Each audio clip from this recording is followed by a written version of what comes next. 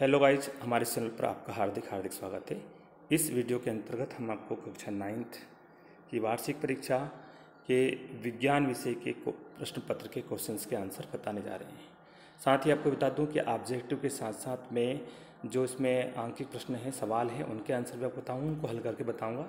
और बाकी जो छोटे छोटे प्रश्न हैं ऑब्जेक्टिव के अतिरिक्त, उनके आंसर भी आपको बताऊँगा। तो पूरा वीडियो अंत देखें और चलते हैं पहले प्रश्न की ओर। पहला प्रश्न हमारे सामने इस प्रकार से, न्यूनतम विसरण गुण पाया जाता है तो ठोस में। विसरण का मतलब फैलने का गुण। तो ठोस क्या होता है, कण बहुत पास पास होते हैं, इसलिए ठोस क्या है, न्यूनतम विसरण गुण होता है। वायु एक विलयन है तो कैसा, गैसों का विलयन है, गैस का गैस में। उसके बाद में अमोनियम सल्फेट का फार्मूला क्या होता है, NH4 = अब ये फार्मूले क्यों होते हैं, क्योंकि वैसे से क्लास में लगती है, मैं ज़्यादा यहाँ पे बताऊँगा नहीं। यदि कोई वस्तु समय के सापेक्ष अपनी स्थिति बदल रही होती है तो उसे क्या कहते हैं, गतिशील अवस्था में कहते हैं। उसके बाद में गुरुत्वाकर्षण बल की जो प्रकृति होती है वो कैसा एक क्षीण बल होता है, इसलिए इसमें राइट आंसर इसका ये है। किसी बल द्वारा किया कार्य होता है धनात्मक एवं ऋणात्मक दोनों, इसलिए हमारा राइट आंसर कौन सा रहेगा, सी वाला रहेगा। उसके बाद ध्वनि की प्रबलता निर्भर करती है तो आयाम पर निर्भर करती है, क्योंकि तीव्रता जो है वो आयाम एम्पलीट्यूड के स्क्वायर के क्या होती है, समानुपाती होती है, इसलिए आयाम पर निर्भर करती है। उसके बाद में रासायनिक रूप से तैयार पादप पोषकों को कहा जाता है तो उर्वरक कहा जाता है, रासायनिक रूप से। उसके बाद आगे चलते हैं। अगला क्वेश्चन से हमारा इस प्रकार है, देखिए यहाँ पर टिंडल प्रभाव। तो टिंडल प्रभाव किनका गुण होता है, कोलाइडी विलयन का गुण होता है। और क्लोरीन का परमाणु द्रव्यमान 35.5 AMU होता है, राइट आंसर है। प्रोटॉन न्यूट्रॉन की कुल संख्या के योग को तत्व का परमाणु भार कहते हैं, P+N, proton plus neutron, that is called the atomic mass of an atom. अगला है, पादप कोशिका की भांति पादप कोशिका की भित्ति जो है वो सेलुलोज की बनी होती है। उसके बाद में नेक्स्ट क्वेश्चन है, पौधों के तनों की लंबाई में वृद्धि हेतु उत्तरदायी होता है तो शीर्षस्थ विभाजोतक इसका राइट आंसर होगा। और ओरिजिन ऑफ स्पीच के लेखक कौन है, चार्ल्स डार्विन है, उन्होंने ये ओरिजिन ऑफ स्पीच अपनी बुक लिखी है, बहुत प्रसिद्ध बुक है। उसके बाद में अगला क्वेश्चन है, संघ प्लेटिहेल्मिनथीज के सदस्यों को कहा जाता है चट्टा क्रमी, इसका राइट आंसर है।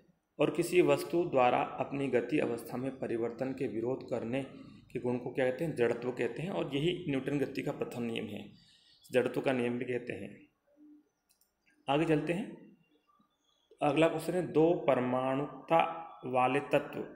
तो इसमें आपका राइट आंसर है हाइड्रोजन व ऑक्सीजन, क्योंकि ये H2 होता है और ये O2 होता है, तो इनके सूत्र में दो दो परमाणु होते हैं एक एक अणु में। कोबाल्ट कैसा है, तो कोबाल्ट का जो राइट आंसर है आपका, कोबाल्ट का कैंसर का उपचार करने में इसका उपयोग किया जाता है। अगला क्वेश्चन है, गाल्जिकाय जो है इसका राइट आंसर है लाइसोसोम का निर्माण होता है इससे। और एक्सान क्या है, तो तंत्रिका उत्तक है। और पादप जगत का उभयचर, तो ये इसका है ब्रायोफाइटा, राइट आंसर रहेगा। और गुरुत्वाकर्षण का नियम किसने दिया था, तो ये न्यूटन ने दिया था। और गति के कारण निहित ऊर्जा को गतिज ऊर्जा कहते हैं। और सूक्ष्म पोषक तत्व है वो तांबा है। इस तरह से ये जोड़ी को हमने मैच किया है। अगला क्वेश्चन एक वाक्य से रिलेटेड है।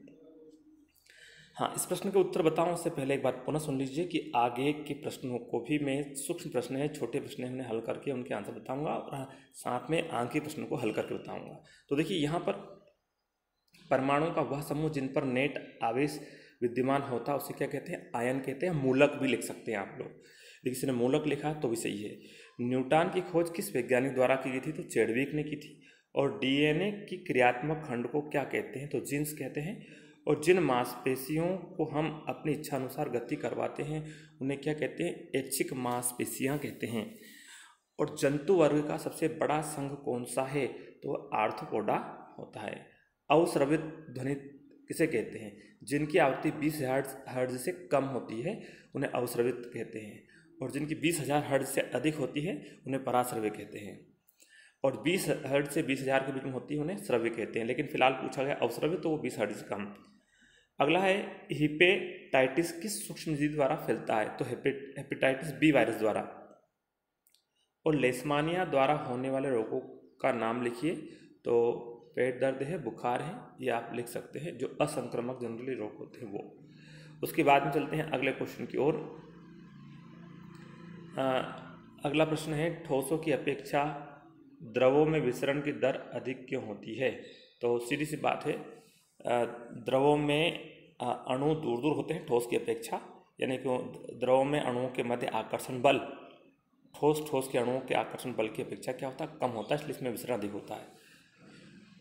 शुष्क बर्फ किसे कहते हैं और क्यों? तो शुष्क बर्फ कहा जाता है CO2 को। CO2 को शुष्क बर्फ कहा जाता है।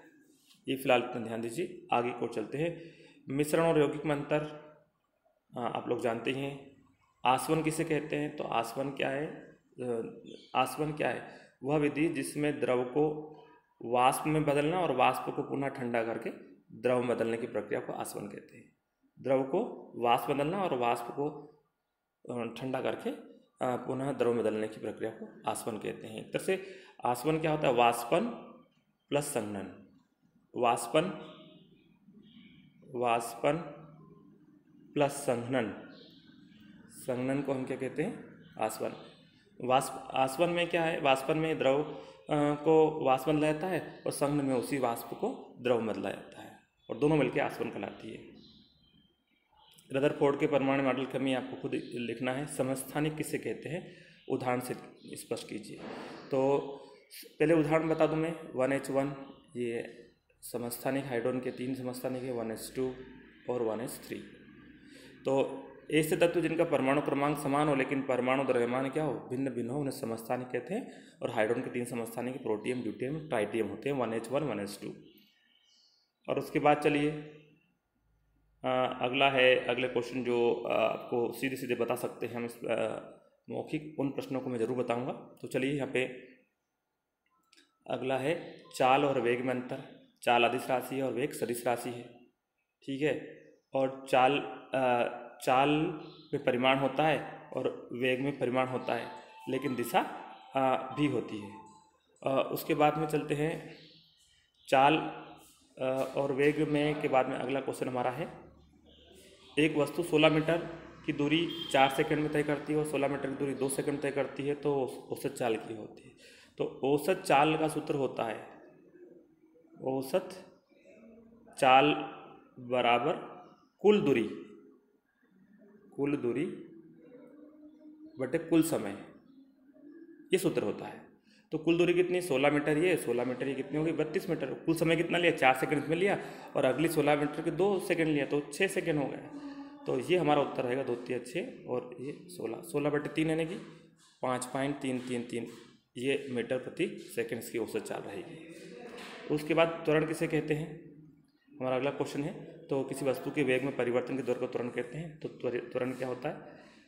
वेग में परिवर्तन बटे लिया गया समय। किसी वस्तु के वेग में परिवर्तन की दर को त्वरण कहते हैं। त्वरण सूत्र होता है A बराबर delta V by delta T। दूरी और विस्थापन में अंतर क्या है? तो दूरी अदिश राशि है और विस्थापन किसी सदिश राशि है। उसके बाद में दूरी का मान विस्थापन से अधिक होता है, ये अधिक होता है, लेकिन विस्थापन का मान दूरी के बराबर या उससे कम होता है। ये बेसिक अंतर आपको बता दिए। आगे चलते हैं, द्रव्यमान और भार में क्या अंतर है? द्रव्यमान को केवल m से इंडिकेट करते हैं, भार को mg से इंडिकेट करते हैं। द्रव्यमान एक प्रकार का बल है,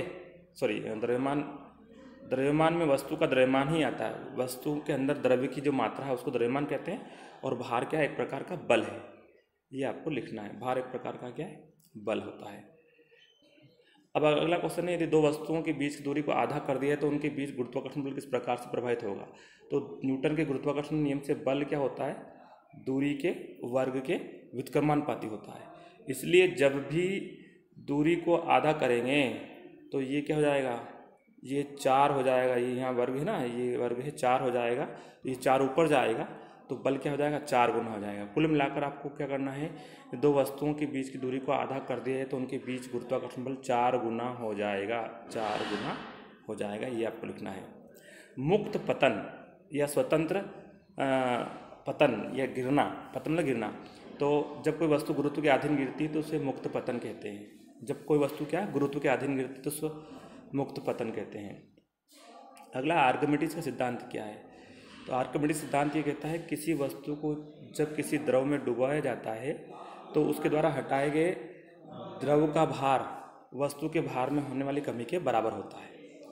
आपको सभी को पता है, फिर से बता दूं मैं, जब भी किसी वस्तु को इस द्रव में डुबाते हैं तो उसके भार में कमी हो जाती है और उसके भार में होने वाली ये कमी क्या होती है, उसके द्वारा हटाए गए द्रव के भार के बराबर होती है। ध्वनि कैसे उत्पन्न होती है, ठीक है, संपीड़न विलयन क्या है आप लोग ने लिखा ही होगा। संयोजकता की परिभाषा लिखिए, मैग्नीशियम और एल्यूमीनियम की संयोजकता लिखिए। किसी वस्तु द्वारा अपने बाहरी कोश का अष्टक पूर्ण करने के लिए जितने इलेक्ट्रॉन की आवश्यकता होती है या कोई तत्व अपना अष्टक पूर्ण करने के लिए जितने इलेक्ट्रॉन लेता है देता है उसकी संयोजकता कहलाती है। मैग्नीशियम की संयोजकता 2 है और एल्यूमीनियम की संयोजकता कितनी है, 3 है। समस्थानिकों को 3 अनुप्रयोग लिखिए, आप खुद लिखेंगे। अगला है क्वेश्चन, ये भी बायो से रिलेटेड है, आप खुद करेंगे। किस कोशिकांग को कोशिका का बिल्ली घर कहते हैं, तो माइटोकॉन्ड्रिया कहते हैं। अब क्यों कहते हैं, क्योंकि माइटोकॉन्ड्रिया के अंतर्गत एटीपी के रूप में ऊर्जा स्टोर रहती है और ये उस समय काम आती है जब व्यक्ति बीमार पड़ जाता है और कुछ खा नहीं पाता, उस समय एटीपी में के अंदर जो ऊर्जा रहती है वो काम आती है। तो फिर सुन लीजिए, किस कोशिकांग को कोशिका का बिल्ली घर कहते हैं, तो माइटोकॉन्ड्रिया को कोशिका का बिल्ली घर कहते हैं क्योंकि इसके अंतर्गत ऊर्जा एटीपी के रूप में स्टोर रहती है और जिसका उपयोग उस समय होता है जब व्यक्ति किसी कारण बीमार हो जाता है तो उस समय इस ऊर्जा का वो उपयोग करता है। रोग से बचने के 3 उपाय लिखिए, ठीक है, तो आप कॉमन प्रश्न इनके आंसर आप लिख सकते हैं। स्थिर अनुपात का नियम लिखिए, तो स्थिर अनुपात का नियम होता है कि किसी यौगिक में उसके अवयवी तत्वों का भार की दृष्टि से अनुपात सदैव स्थिर रहता है, इसे स्थिर अनुपात का नियम कहते हैं। जैसे जल है तो जल में हाइड्रोजन का भार कितना है, 2 और ऑक्सीजन का भार कितना है, 16, तो 2:16 यानी कि 1:8। तो किसी वस्तु में किसी यौगिक में उसके अवयवी तत्वों का भार सदैव स्थिर रहता है, चाहे उसे किसी भी स्रोत से क्यों ना प्राप्ति क्या हुआ है, इसे स्थिर अनुपात का नियम कहते हैं। सोडियम ऑक्साइड का सूत्र क्या है, तो Na2O। एल्यूमिनियम ऑक्साइड का सूत्र क्या होता है, Al2O3। उसके बाद में सोडियम सल्फाइड का क्या होता है, तो Na2S। और कैल्शियम कार्बोनेट का क्या होता है, तो कैल्शियम कार्बोनेट का होता है CaCO3 होता है। इस तरह से ये फॉर्मूले हैं। आगे चलते हैं, चलिए अगला है, जब कोई गतिशील बस अचानक रुक जाती है तो आप आगे की ओर झुक जाते हैं और जब विरामावस्था में गतिशील होती है तो पीछे की ओर हो जाते हैं, क्यों, तो ये लिख देंगे जड़त्व के कारण। मेन आंसर क्या है, जड़त्व के कारण।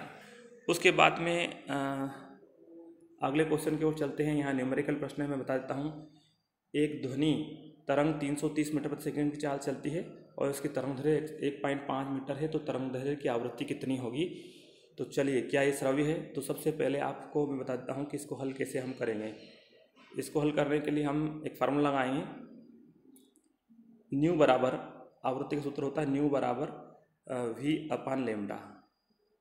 V क्या है, ध्वनि का वेग, तो कितना है 330। मैं फिलहाल इसको यहाँ लिख देता हूँ, न्यू बराबर V/λ। तो हमारे पास V कितना है 330 मीटर, ये 330 लिख दिया और लेमडा क्या है यहाँ देख पा रहे हैं 1.5, ये 1.5 हमने यहाँ लिखा। ये पॉइंट हटाएंगे तो हमारे पास क्या हो जाएगा 3300 बटे में 15, 15 दूनी 30 और 15 दूनी 30, 220 हर्ट्ज। ये इसकी क्या आएगी, हाँ एक बात ध्यान रखना है, सेंटीमीटर में दिया इसलिए मीटर में बदलना पड़ेगा। थोड़ी सी गलती हम यहाँ कर गए हैं, तो इसमें मैं सीधा लिखता हूँ 330 बटे में 1.5 सेंटीमीटर को मीटर में बदलेंगे, तो इसमें 100 का गुणा करेंगे, 100 का भाग लगाएंगे, गुणा नहीं 100 का भाग लगाएंगे, या 100 का भाग लगाएंगे तो ये 100 कहाँ चला जाएगा, ऊपर चला जाएगा, इसलिए मैं सीधे इसको क्या लिख देता हूँ × 100। और ये पॉइंट हटेगा तो 1 0 बढ़ जाएगी। अब देखिए ये हो जाएगा 15 दूनी 30 और 15 दूनी 30, तो ये कितना हो गया 22,000। 22 में 1000 करेंगे तो 22,000। अब 22,000 है तो ये किस तरह है, ये पराश्रवी तरंग है। किस तरंग है? पराश्रवी, क्योंकि जिनकी आवृत्ति 20,000 से अधिक होती है वो पराश्रवी कहलाती है। तो इसकी आवृत्ति 22,000 आ रही है। फिर सुन लीजिए, वी में न्यू लेमडा का भाग लगाया है हमने, तब जाके, क्योंकि न्यू होता है वी अपॉन लेमडा, उससे हमने इसको किया है। इस तरह से आपने देखा कि इस पूरे प्रश्न पत्र को हमने आपको सॉल्व किया है। हमारे इस वीडियो को देखने के लिए आप लोगों का बहुत बहुत धन्यवाद साथियों। जय हिंद, जय भारत।